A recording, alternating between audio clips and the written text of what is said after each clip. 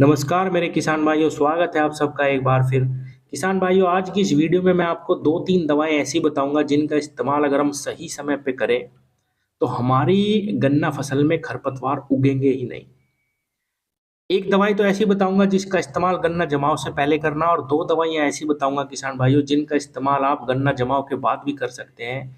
किसी भी प्रकार का खरपतवार अगर आपकी गन्ना फसल में है तो वो बिल्कुल पूर्ण रूप से समाप्त हो जाएगा और हमारा जो खाद है वो पूर्ण रूप से हमारी फसल को मिलेगा और निश्चित रूप से एक बहुत अच्छा लाभ गन्ना फसल में हम ले पाएँगे। क्योंकि किसान साथियों, कभी-कभी ऐसा होता है कि गन्ना जमने से पहले खेत में इतना ज़बरदस्त मोथा हो जाता है कि वो सारा गन्ने पे बहुत दुष्प्रभाव डालता है, सारे खाद को खा लेता है और हमारी गन्ना फसल भी हल्की रह जाती है। यहाँ तक कि ब्यात पे भी उसका बहुत ज़्यादा असर पड़ता है और कभी-कभी ऐसा होता है किसान भाइयों कि मोथे के साथ-साथ भी और भी अन्य कई प्रकार के बहुत ज़्यादा घास हो जाते हैं, बहुत ज़्यादा खरपतवार हो जाते हैं, जिससे हमारी गन्ना फसल बहुत ही ज़्यादा प्रभावित होती है। और कभी-कभी तो ये भी देखा गया है कि किसान इतने परेशान हो जाते हैं घास से कि की फसल बर्बाद हो जाती है।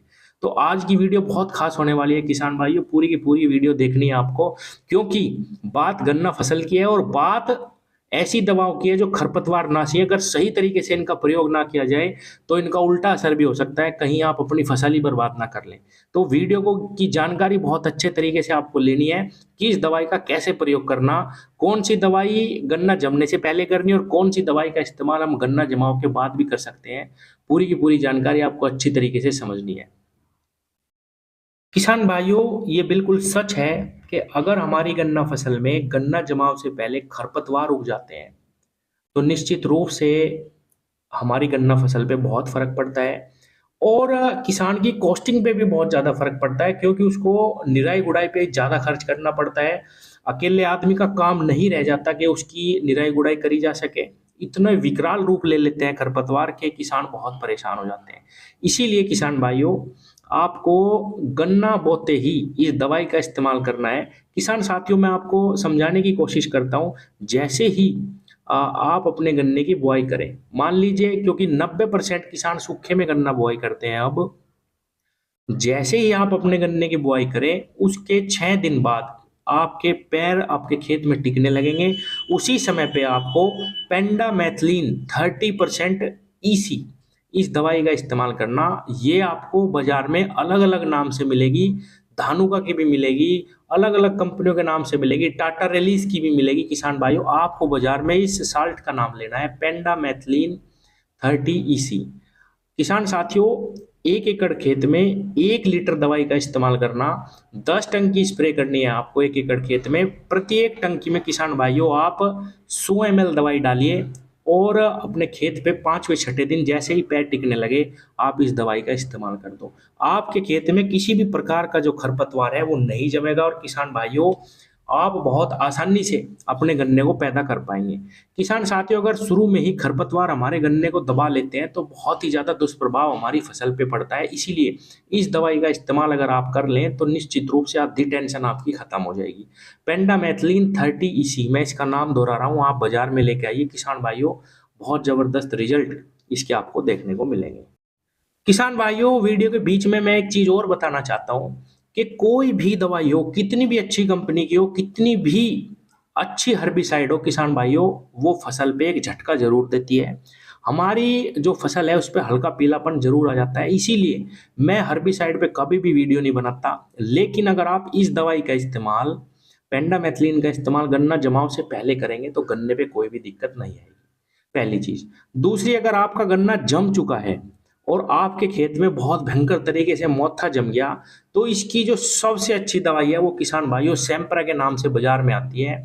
इसके अंदर हालोसल्फ्यूरोन मिथाइल 75% ये साल्ट आता है किसान भाइयों। हालोसल्फ्यूरोन और भी कई सारी कंपनियां बनाती हैं। आप चाहें तो इस साल्ट का नाम भी ले सकते हैं, हालोसल्फ्यूरोन मिथाइल। और अगर बाजार में आप जाते हैं और सैंपरा मांगेंगे तो आपको आसानी से बाजार में मिल जाएगी। किसान भाइयों, सैंपरा का इस्तेमाल खासकर केवल और केवल मोथा घास के लिए किया जाता है। यह केवल इसी घास को मारती है और मारेगी भी तब जब आप इसको पानी देने के बाद स्प्रे करेंगे। और किसान भाइयों, कम से कम 2 पानी तक आप अपने खेत की निराई गुड़ाई ना करें, तभी आपको बेहतर रिजल्ट निकाल करके देगी। हल्का पीलापन गन्ने पे ज़रूर आएगा इसका इस्तेमाल करने के बावजूद भी, लेकिन गन्ने को ये जलाएगी नहीं, कोई ज़्यादा दिक्कत नहीं आएगी, लेकिन मोथे को पूर्ण रूप से समाप्त कर देगी। आप इस दवाई का इस्तेमाल करिए। बाज़ार में आपको बहुत सारे साल्ट ऐसे मिल सकते हैं कि भई ये बहुत सस्ती दवाई है, आप इसका इस्तेमाल कर लो, ये बहुत सस्ती दवाई है, ये भी मोथे को मार देगी, लेकिन गन्ने पे उनके बहुत ज़्यादा दुष्प्रभाव आते हैं किसान साथियों, इसीलिए आप सेंपरा का इस्तेमाल कर सकते हैं। बेहतर रिजल्ट है, बहुत अच्छे रिजल्ट हैं। मोथे को ये पूर्ण रूप से समाप्त कर देगी। इसका इस्तेमाल आप बाद में भी कर सकते हैं गन्ना जमाव के। किसान साथियों, अगर अन्य कई प्रकार के और भी घास आपके खेत में जम चुके हैं मोथे के साथ-साथ, तो आप इसके साथ एट्राजिन का भी इस्तेमाल कर सकते हैं। 100 ग्राम एट्राजिन आप इसी साल्ट के साथ हालोसल्फ्यूरोन मिथाइल के साथ इस्तेमाल करें, यानी सेंपरा के साथ अगर आप इस्तेमाल करें, तो आपके खेत से पूर्ण रूप से सारे के सारे ही खरपतवार समाप्त हो जाएँगे। लेकिन मैं फिर बताऊँ, गन्ने पे हल्का असर आएगा। इससे अच्छा है आप पेंडामेथ्रिन का इस्तेमाल करिए। 80 से 90% जो खरपतवार है वो सारे आपके खेत में जमेंगे ही नहीं, और किसान भाइयों, एक ही निराई गुड़ाई में आपका खेत बिल्कुल साफ हो जाएगा, और निराई गुड़ाई का अपना ही फायदा मिलता है गन्ना फसल में। तो किसान साथियों, आप चाहें तो गन्ना जमाव से पहले पेंडामेथ्लिन का इस्तेमाल कर सकते हैं, या फिर किसान भाइयों, मोथे के लिए आप सेंपरा का इस्तेमाल कर सकते हैं गन्ना जमाव के बाद भी। और किसान भाइयों, 2 पानी तक बिल्कुल भी आपको खेत को कुछ भी नहीं छूना है इस हालोसल्फ्यूरोन यानी सेंपरा का इस्तेमाल करने के बाद। वरना इसके नीचे जो ये जाल बनाती है गांठों को समाप्त करने के लिए मोती की, वो टूट जाएगा और आपको बेहतर परिणाम नहीं मिलेंगे। किसान साथियों, धन्यवाद।